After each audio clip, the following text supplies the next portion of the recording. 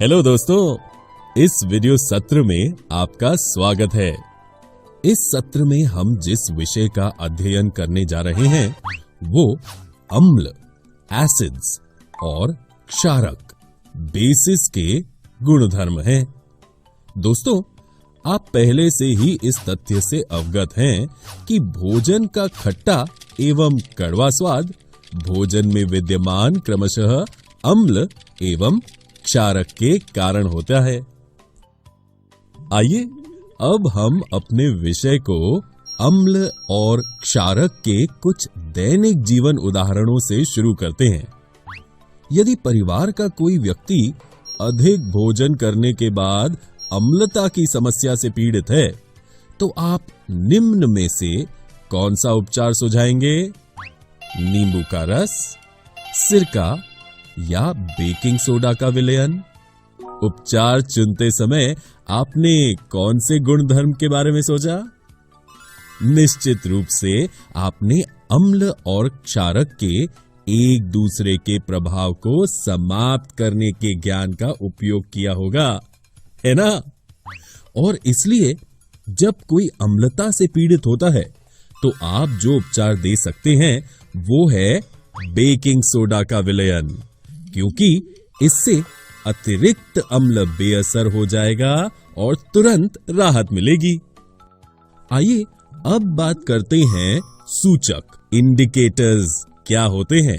जैसे कि इसके नाम से ही संकेत मिलता है कि ये पदार्थ की प्रकृति के बारे में सूचना देता है कि पदार्थ प्रकृति में अम्लीय, एसिडिक है या क्षारकीय, बेसिक है।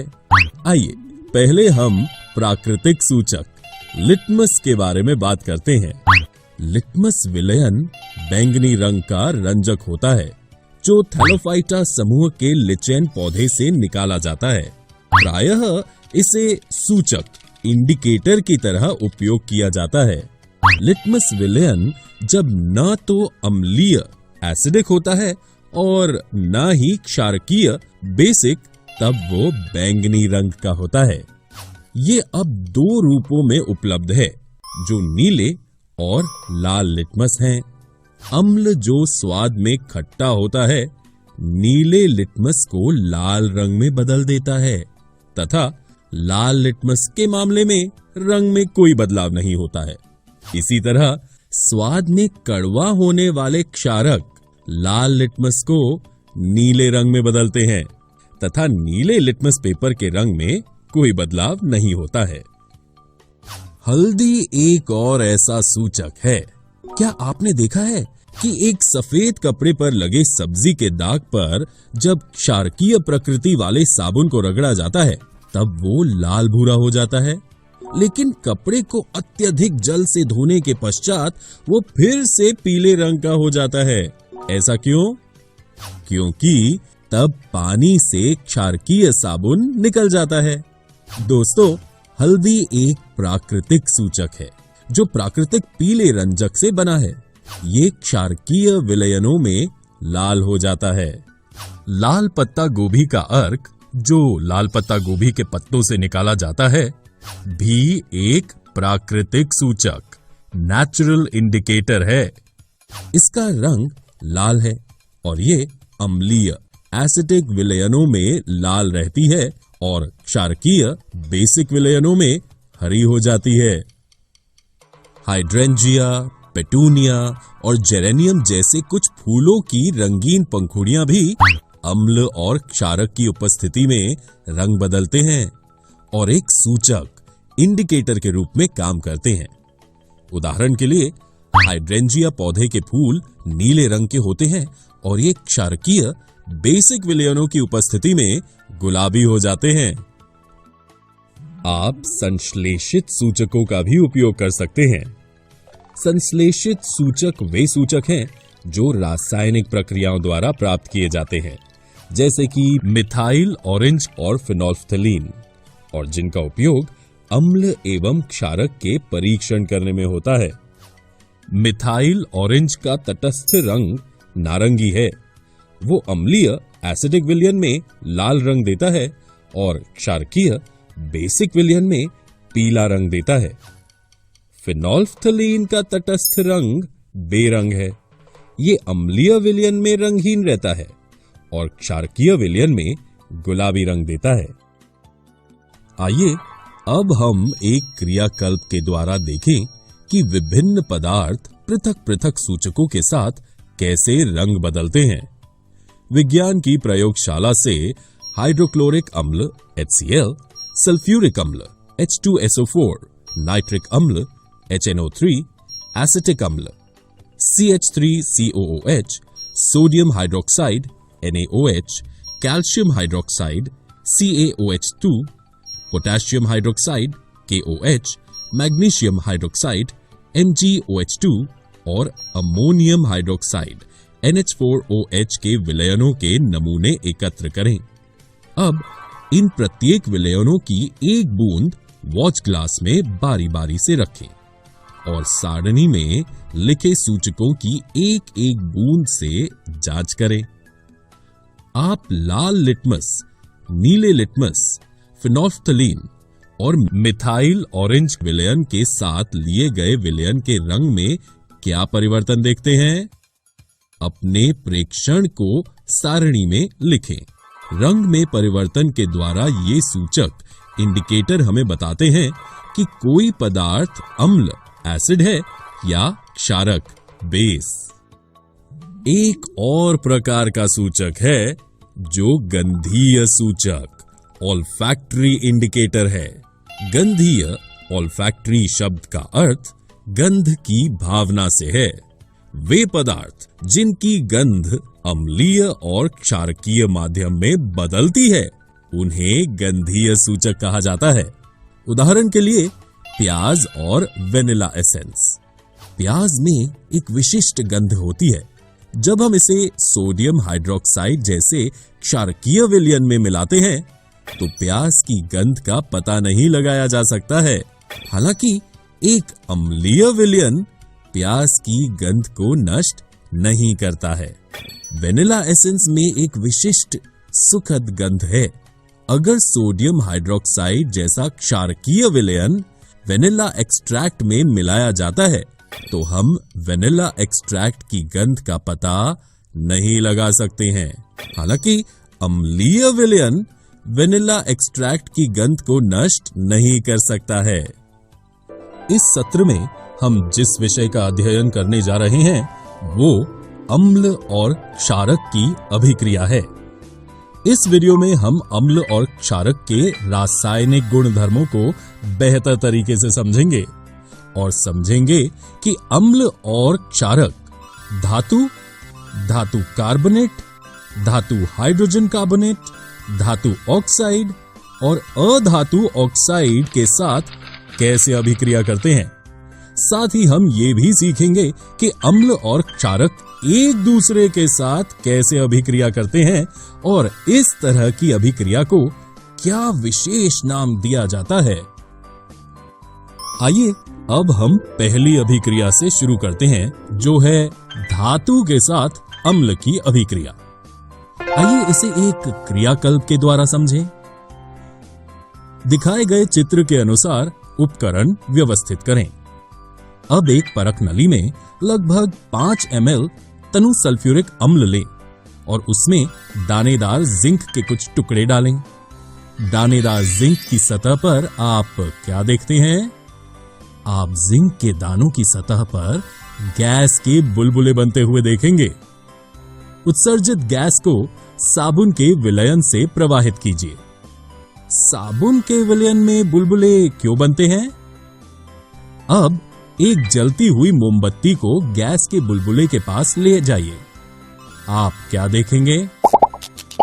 साबुन के बुलबुले में मौजूद गैस फट फट ध्वनि के साथ दहन होती नजर आती है। और दोस्तों, क्या आप जानते हैं कि एकमात्र हाइड्रोजन गैस का दहन फट फट ध्वनि के साथ होता है। इससे पता चलता है कि हाइड्रोजन गैस जिंक के दानों और सल्फ्यूरिक अम्ल की अभिक्रिया में विकसित होती है। कुछ अन्य अम्ल जैसे हाइड्रोक्लोरिक अम्ल, नाइट्रिक अम्ल एवं एसिटिक अम्ल के साथ ये क्रियाकल्प दोहराएं। प्रत्येक स्थिति में आपका प्रेक्षण समान है या भिन्न? आप पाएंगे कि सभी स्थितियों में आपका प्रेक्षण एक समान होगा। इन सभी अभिक्रियाओं में धातु अम्लों से हाइड्रोजन परमाणुओं का हाइड्रोजन गैस के रूप में विस्थापन करती है और एक यौगिक बनता है जिसे लवण कहते हैं।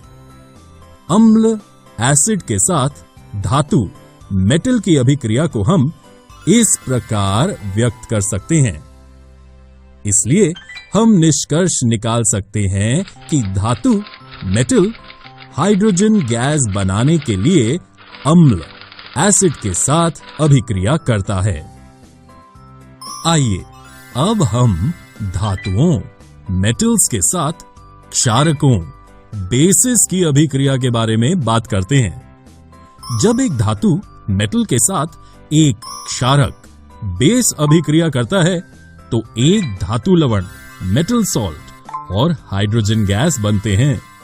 उदाहरण के लिए जब सोडियम हाइड्रोक्साइड विलयन को जिंक के दानेदार टुकड़ों के साथ गर्म किया जाता है तो सोडियम जिंकेट और हाइड्रोजन गैस बनते हैं। इस तरह हम ये निष्कर्ष निकाल सकते हैं कि अम्ल एसिड और क्षारक बेस दोनों धातुओं मेटल्स के साथ अभिक्रिया करने पर लवण सॉल्ट और हाइड्रोजन गैस बनाते हैं। आइए अब आगे बढ़ें और धातु कार्बोनेट मेटल कार्बोनेट तथा धातु hydrogen carbonate metal hydrogen carbonate के साथ अम्ल और क्षारक किस तरह अभिक्रिया करते हैं इस पर चर्चा करें। पहले हम अम्ल के बारे में चर्चा करेंगे। लवण कार्बन डाइऑक्साइड और पानी बनाने के लिए धातु कार्बोनेट या धातु हाइड्रोजन कार्बोनेट के साथ अम्ल अभिक्रिया करते हैं। आइए इसे एक क्रियाकल्प द्वारा समझें। दो परख नलियां लें और उन्हें ए और बी से नामांकित करें। परख नली ए में लगभग 0.5 ग्राम सोडियम कार्बोनेट Na2CO3 ले एवं परख नली बी में 0.5 gram sodium hydrogen carbonate NaHCO3 ले। दोनों परख नलियों में लगभग 2 ml तनु हाइड्रोक्लोरिक अम्ल मिलाइए। आप क्या देखते हैं? हम देखेंगे कि एक गैस का तेज प्रवाह उत्पन्न होता है। उत्पादित गैस को चूने के पानी कैल्शियम हाइड्रोक्साइड के विलयन से प्रवाहित कीजिए एवं अपने निरीक्षणों को अभिलिखित करें। आप देखेंगे कि चूने का पानी दूधिया हो जाता है, जिससे पता चलता है कि विकसित गैस कार्बन डाइऑक्साइड है। कुछ समय के लिए दूधिया चूने के पानी में कार्बन डाइऑक्साइड को प्रवाहित करते रहें। आप देखेंगे कि चूने का पानी फिर से साफ हो जाता है। इससे पता चलता है कि अत्यधिक मात्रा में कार्बन डाइऑक्साइड गैस प्रवाहित करने पर कैल्शियम कार्बोनेट का सफेद अवक्षेप जल में घुल जाता है। हम धातु कार्बोनेट की जगह धातु हाइड्रोजन कार्बोनेट यानी सोडियम हाइड्रोजन कार्बोनेट के साथ इस प्रयोग को दोहरा सकते हैं। एक बार फिर हमें कार्बन डाइऑक्साइड गैस मिलेगी जो चूने के पानी को दूधिया बना देगी और अत्यधिक मात्रा में कार्बन डाइऑक्साइड गैस को प्रवाहित करने पर दूधिया चूने का पानी एक बार फिर से साफ हो जाएगा। अब अगर हम क्षारकों की बात करें तो क्षारक धातु कार्बोनेट और धातु हाइड्रोजन कार्बोनेट के साथ अभिक्रिया नहीं करते हैं। आप सोच रहे होंगे कि ऐसा क्यों? ऐसा इसलिए होता है क्योंकि धातु कार्बोनेट और धातु हाइड्रोजन कार्बोनेट दोनों क्षारकीय बेसिक हैं। आइए अब अगले प्रकार की अभिक्रिया देखें, जो है क्षारक बेस के साथ अम्ल एसिड की अभिक्रिया। जब एक अम्ल एक क्षारक के साथ अभिक्रिया करता है तो लवण सॉल्ट और जल का निर्माण होता है। आइए इसके बारे में एक क्रियाकल्प द्वारा जानें। एक परख नली में लगभग 2 ml सोडियम हाइड्रोक्साइड का घोल लें और उसमें 2 बूंदें फिनोल्फ्थेलीन विलयन डालें। विलयन का रंग क्या है? इस विलयन का रंग गुलाबी है। अब इस विलयन में एक एक बूंद तनु हाइड्रोक्लोरिक अम्ल मिलाइए। क्या अभिक्रिया मिश्रण के रंग में कोई परिवर्तन आया? हम देखेंगे कि हाइड्रोक्लोरिक अम्ल की कुछ मात्रा मिलाने के बाद गुलाबी रंग गायब हो जाता है और विलयन बेरंग हो जाता है। लेकिन अम्ल मिलाने के बाद फिनोल्फ्थेलीन का रंग क्यों बदल गया? ऐसा इसलिए हुआ क्योंकि परख नली में अब तक लिए गए सोडियम हाइड्रोक्साइड क्षारक के प्रभाव को हाइड्रोक्लोरिक अम्ल ने समाप्त कर दिया है। फिनोल्फ्थेलीन का रंग गुलाबी से रंगीन हो जाता है क्योंकि परख नली में सोडियम हाइड्रोक्साइड का कोई भी क्षारक नहीं बचा है और अभिक्रिया मिश्रण तटस्थ हो गया है। अब इस मिश्रण में सोडियम हाइड्रोक्साइड NaOH की कुछ बूंदें मिलाएं। क्या फिनोल्फ्थेलीन का गुलाबी रंग फिर से प्रकट हो जाता है? आपको क्या लगता है कि ऐसा क्यों हुआ है? ऐसा इसलिए हुआ है क्योंकि सोडियम हाइड्रोक्साइड की कुछ बूंदों को मिलाने के बाद अभिक्रिया मिश्रण फिर से क्षारकीय बेसिक हो गया है। आइए अब हम एक और उदाहरण लेते हैं। यदि हाइड्रोक्लोरिक अम्ल को सोडियम हाइड्रोक्साइड जैसे क्षारक के साथ मिलाया जाता है तो अम्ल द्वारा क्षारक का प्रेक्षित प्रभाव तथा क्षारक द्वारा अम्ल का प्रभाव समाप्त हो जाता है और सोडियम क्लोराइड लवण और जल का निर्माण होता है। चूंकि एक अम्ल और एक क्षारक एक दूसरे के प्रभाव को उदासीन न्यूट्रलाइज कर देते हैं, इसलिए लवण सॉल्ट और जल निर्माण करने के लिए अम्ल और क्षारक के बीच की अभिक्रिया को उदासीनीकरण अभिक्रिया न्यूट्रलाइजेशन रिएक्शन कहा जाता है। उदासीनीकरण अभिक्रिया न्यूट्रलाइजेशन रिएक्शन को इस तरह लिख सकते हैं। अब हम अगले प्रकार की अभिक्रिया पर चर्चा करेंगे जो है लवण और जल बनाने के लिए अम्ल एसिड के साथ धात्विक ऑक्साइड मेटल ऑक्साइड की अभिक्रिया। और दोस्तों, आप पहले से ही जानते हैं कि धात्विक ऑक्साइड क्षारकीय है और इसलिए हम धात्विक ऑक्साइड के साथ क्षारकों की अभिक्रिया के बारे में क्या कह सकते हैं? जी हां, बिल्कुल सही। क्षारक धात्विक ऑक्साइड के साथ अभिक्रिया नहीं करते हैं। तो आइए धात्विक ऑक्साइड के साथ अम्ल की अभिक्रिया के एक उदाहरण पर चर्चा करें। बीकर में कॉपर ऑक्साइड की अल्प मात्रा लीजिए। अब इसे हिलाते हुए इसमें धीरे धीरे तनु हाइड्रोक्लोरिक अम्ल मिलाइए। विलयन के रंग पर ध्यान दीजिए। कॉपर ऑक्साइड का क्या हुआ?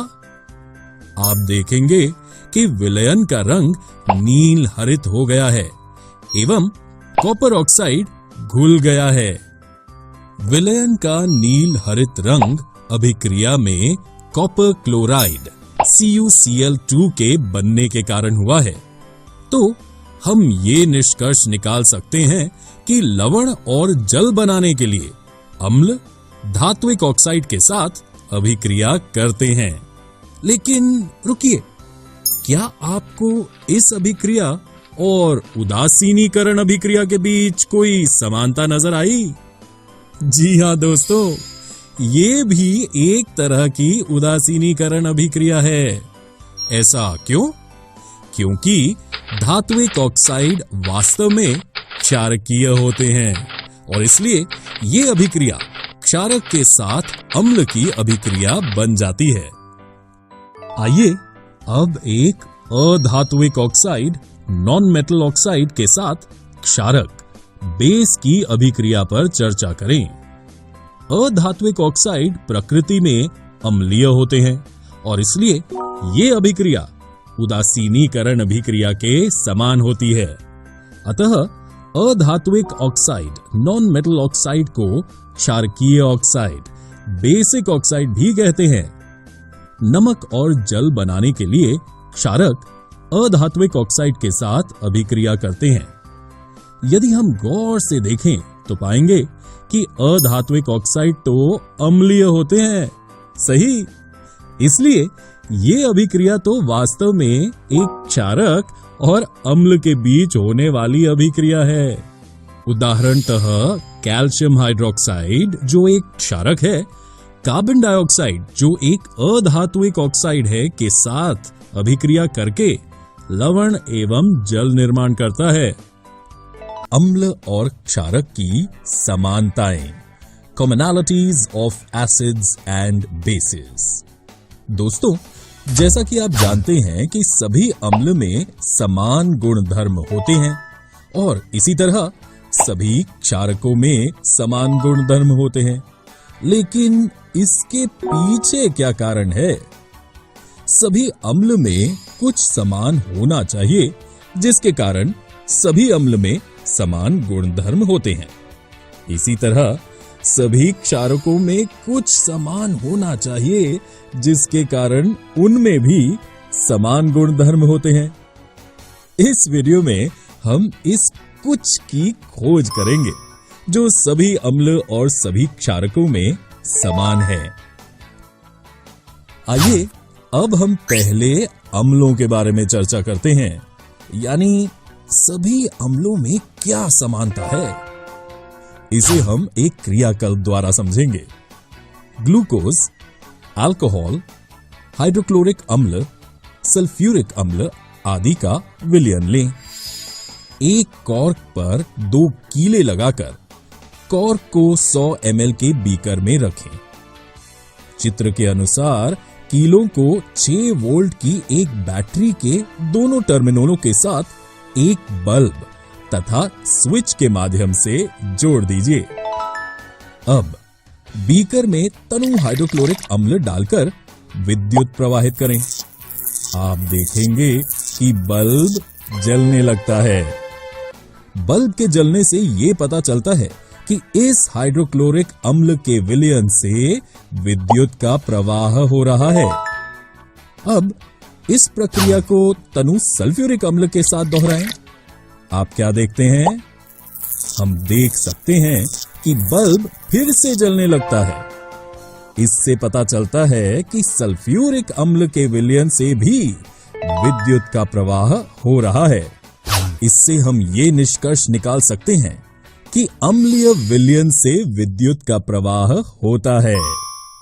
अम्लीय विलयन में विद्युत का प्रवाह अम्ल में उपस्थित आयनों द्वारा होता है। इस क्रियाकल्प को ग्लूकोज एवं अल्कोहल के विलयनों के साथ अलग अलग दोहराएं। अब आप देखेंगे कि इन दोनों विलयनों के क्रियाकल्पों में बल्ब नहीं जलता है। दूसरे शब्दों में ग्लूकोज एवं अल्कोहल के विलयन विद्युत का चलन नहीं करते हैं।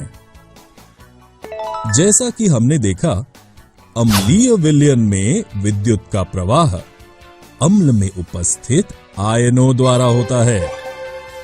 अम्ल में धनायन H+ तथा ऋणायन जैसे HCl में Cl-, HNO3 में NO3-, CH3COOH में CH3COO-, H2SO4 में SO4 होते हैं।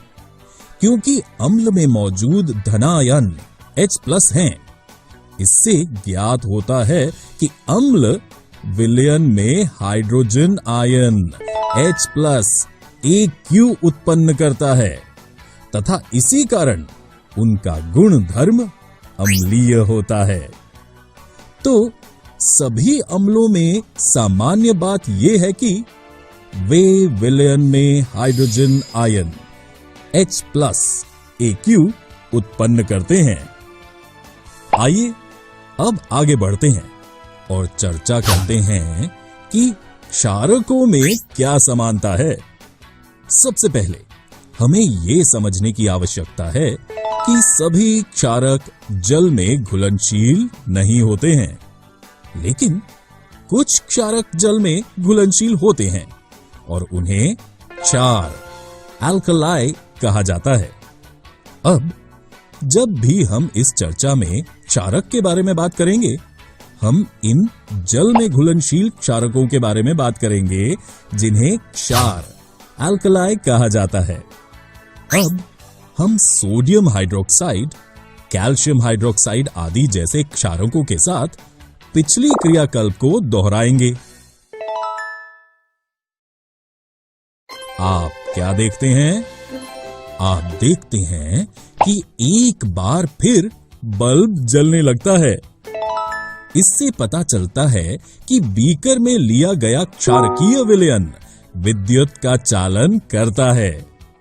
बल्ब के जलने से यह पता चलता है कि इस विलयन में विद्युत का प्रवाह हो रहा है।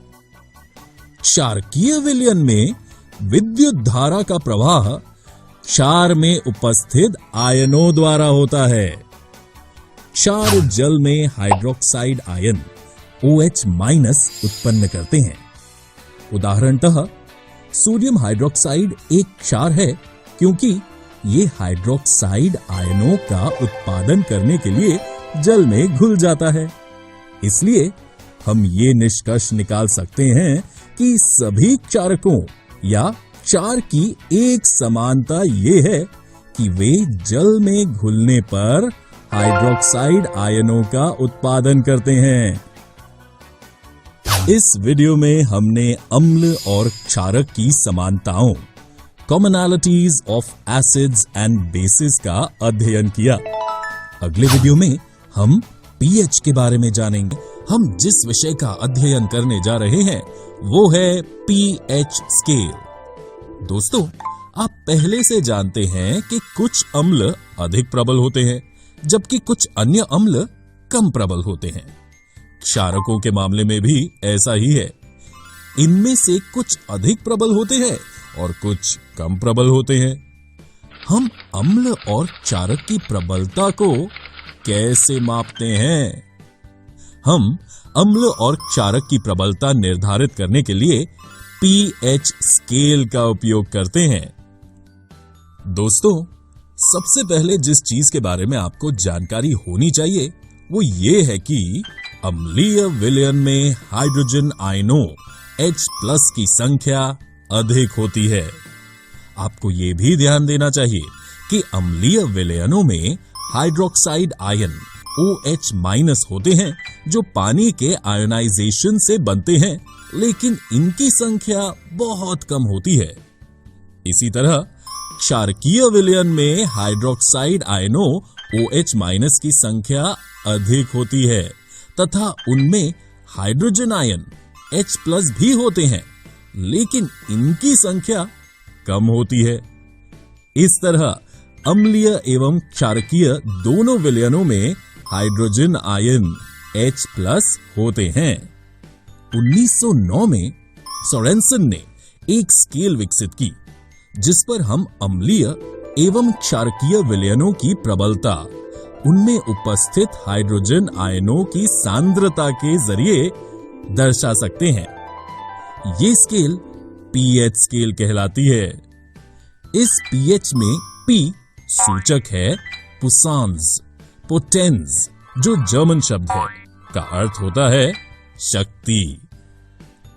सोरेनसन ने अपने pH स्केल पर अम्लीय एवं क्षारकीय विलयनों में हाइड्रोजन आयन की सांद्रता को 0 से 14 तक की संख्याओं के साथ सरलता से जोड़ा।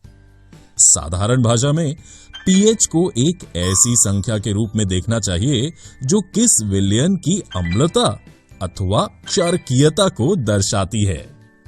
हाइड्रोजन आयन की सांद्रता जितनी अधिक होगी उसका pH उतना ही कम होगा। ये ध्यान रखना महत्वपूर्ण है कि pH केवल एक संख्या है और इसकी कोई इकाई नहीं है। किसी भी उदासीन विलयन ऐसा विलयन जो अम्लीय या क्षारकीय नहीं होता के पीएच का मान 7 होगा। उदाहरण के लिए शुद्ध जल एक उदासीन विलयन है और इसलिए इसके पीएच का मान 7 है। इसलिए पीएच 7 मान वाले विलयनों अर्थात उदासीन विलयनों का मिथाइल ऑरेंज या फिनोल्फ्थलीन जैसे सूचकों पर कोई प्रभाव नहीं होगा। अब अम्लीय विलयनों के पीएच के बारे में बात करते हैं। अम्लीय विलयनों का पीएच 7 से कम होता है। उदाहरण के लिए पीएच 4, पीएच 4 वाला विलयन प्रकृति में अम्लीय होगा। ये भी ध्यान रखना महत्वपूर्ण है कि एक विलयन में अम्लीयता की प्रबलता जितनी अधिक होगी उसका पीएच उतना ही कम होगा। उदाहरण के लिए पीएच 1 वाला अम्लीय विलयन पीएच 6 वाले दूसरे अम्लीय विलयन की तुलना में बहुत अधिक अम्लीय है। इसलिए सभी पीएच 7 से कम वाले विलयन प्रकृति में अम्लीय हैं और इसलिए वे नीले लिटमस को लाल कर देते हैं और साथ ही वे मिथाइल ऑरेंज सूचक को लाल कर देते हैं। अब हम क्षारकीय विलयनों के पीएच मान के बारे में बात करके इस चर्चा को आगे बढ़ाएंगे। क्षारकीय विलयन में पीएच का मान 7 से अधिक होता है। उदाहरण के लिए पीएच 11 का एक विलयन प्रकृति में क्षारकीय होगा। ये भी ध्यान दें कि विलयन में क्षारकीयता की प्रबलता जितनी अधिक होगी उसका पीएच उतना ही अधिक होगा। उदाहरण के लिए पीएच 14 का एक क्षारकीय विलयन पीएच 10 के एक अन्य क्षारकीय विलयन की तुलना में बहुत अधिक क्षारकीय होगा। तो पीएच जितना अधिक होगा क्षारकीय विलयन उतना ही प्रबल होगा। 7 से अधिक पीएच वाले सभी विलयन प्रकृति में क्षारकीय हैं और इसलिए वे लाल लिटमस को नीले रंग में बदल देते हैं और वे फिनोल्फ्थलीन सूचक से गुलाबी रंग में बदल जाते हैं। इसलिए दोस्तों हम ये निष्कर्ष निकाल सकते हैं कि पीएच 7 पर एक विलयन उदासीन है। जैसे जैसे किसी विलयन का पीएच 7 से घटता जाता है विलयन में हाइड्रोजन आयन की सांद्रता बढ़ती जाती है और इस कारण अम्ल की प्रबलता बढ़ती चली जाती है। दूसरी ओर जैसे जैसे विलयन का पीएच 7 से 14 तक बढ़ता है विलयन में हाइड्रोक्साइड आयन की सांद्रता बढ़ती जाती है जिसके कारण क्षारक की ताकत भी बढ़ती चली जाती है। इस वीडियो में हमने पीएच स्केल का अध्ययन किया। अगले वीडियो में हम लवण सॉल्ट्स के बारे में अध्ययन करेंगे। लवण सॉल्ट्स। सबसे पहले हम ये समझने की कोशिश करेंगे कि लवण सॉल्ट्स क्या हैं। लवण सॉल्ट एक यौगिक है जो एक अम्ल में हाइड्रोजन को धातु मेटल द्वारा प्रस्थापित करने से बनता है। आइए अब हम लवण के बारे में और विस्तार में जानें। आइए इसे हम एक उदाहरण के माध्यम से समझें। हाइड्रोक्लोरिक अम्ल है HCl।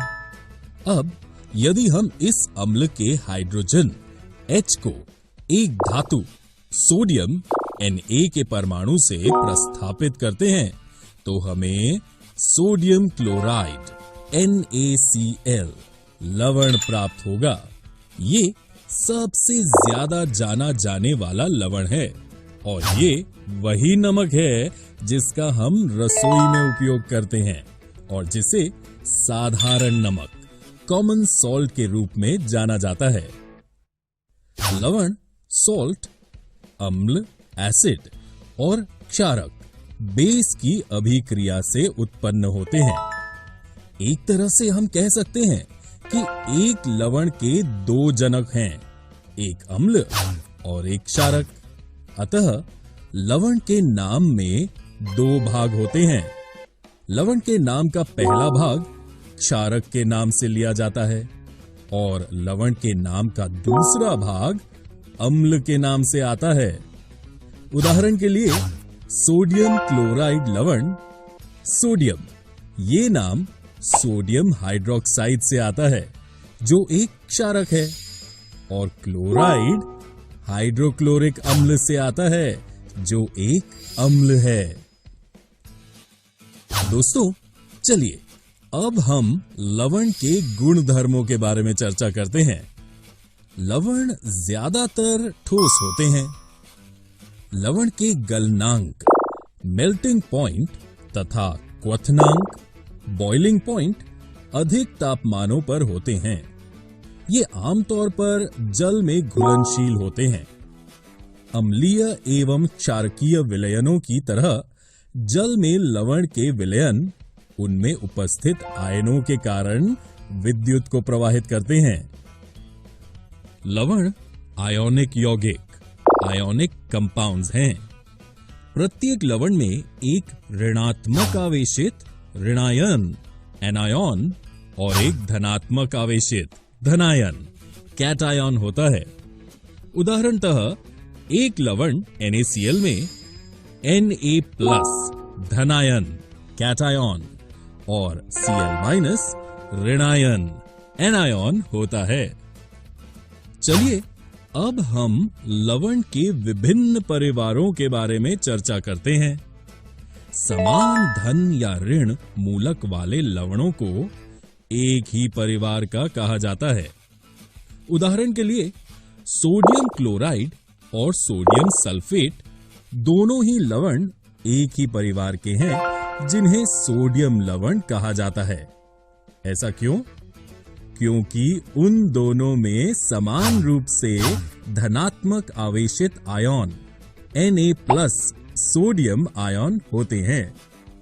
इसी तरह सोडियम क्लोराइड और पोटेशियम क्लोराइड एक ही परिवार के हैं, क्योंकि उनमें समान ऋणात्मक आयन अर्थात Cl- आयन है। लवण के कुछ महत्वपूर्ण परिवार हैं: सोडियम लवण, कैल्शियम लवण, मैग्नीशियम लवण, जिंक लवण, कार्बोनेट लवण और एसीटेट लवण।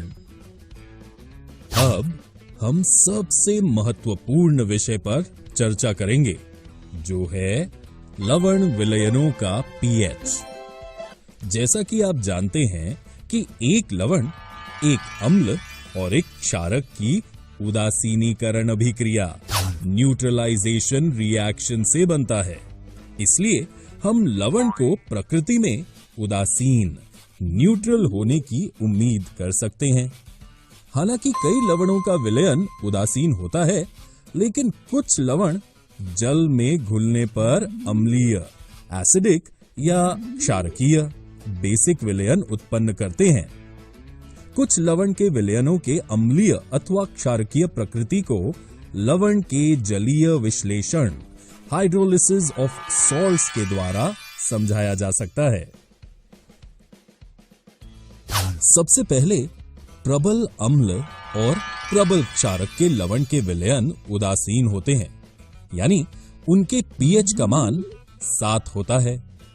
उदाहरण के लिए सोडियम क्लोराइड एक प्रबल अम्ल हाइड्रोक्लोरिक अम्ल और एक प्रबल क्षारक सोडियम हाइड्रोक्साइड की अभिक्रिया से उत्पन्न होता है। इसलिए ये एक उदासीन लवण, न्यूट्रल सॉल्ट का उत्पादन करते हैं। अगला प्रबल अम्ल और दुर्बल क्षारक के लवण अम्लीय विलयन, जिनके pH का मान 7 से कम होता है, उत्पादित करते हैं। आइए इसे एक उदाहरण अमोनियम क्लोराइड की मदद से समझते हैं। ये एक प्रबल अम्ल हाइड्रोक्लोरिक अम्ल और एक दुर्बल क्षारक अमोनियम हाइड्रोक्साइड की अभिक्रिया के द्वारा बनता है, और इसलिए ये लवण प्रकृति में अम्लीय है। अंत में दुर्बल अम्ल और प्रबल क्षारक के लवण क्षारकीय विलयन या क्षार उत्पादित करते हैं। दूसरे शब्दों में इनके पीएच का मान 7 से अधिक होता है। उदाहरण के लिए सोडियम कार्बोनेट लवण एक दुर्बल अम्ल कार्बोनिक अम्ल और एक प्रबल क्षारक सोडियम हाइड्रोक्साइड से बनता है और इसलिए प्राप्त लवण प्रकृति में क्षारकीय है। और दोस्तों, क्या आप जानते हैं कि साधारण नमक सोडियम क्लोराइड हमारे दैनिक उपयोग के कई पदार्थों के लिए एक महत्वपूर्ण कच्चा पदार्थ है। जैसे 1. सोडियम हाइड्रोक्साइड और क्लोरीन के उत्पादन के लिए। इस प्रक्रिया से उत्पन्न हुए तीनों उत्पादों के विभिन्न उपयोगों को यहां दर्शाया गया है। इस प्रक्रिया को क्लोर क्षार प्रक्रिया कहा जाता है। विरंजक चूर्ण ब्लीचिंग पाउडर के उत्पादन में सोडियम क्लोराइड के विद्युत अपघटन से क्लोरीन गैस का निर्माण होता है। विरंजक चूर्ण ब्लीचिंग पाउडर के उत्पादक में विरंजक चूर्ण का उपयोग वस्त्र उद्योग, कागज की फैक्ट्री, रासायनिक उद्योग तथा पीने वाले जल को जीवाणुओं से मुक्त करने में किया जाता है। बेकिंग सोडा, बेकिंग पाउडर एवं कपड़े धोने का सोडा वॉशिंग सोडा के उत्पादन में। दोस्तों, इस वीडियो में हमने लवण सॉल्ट्स के बारे में अध्ययन किया।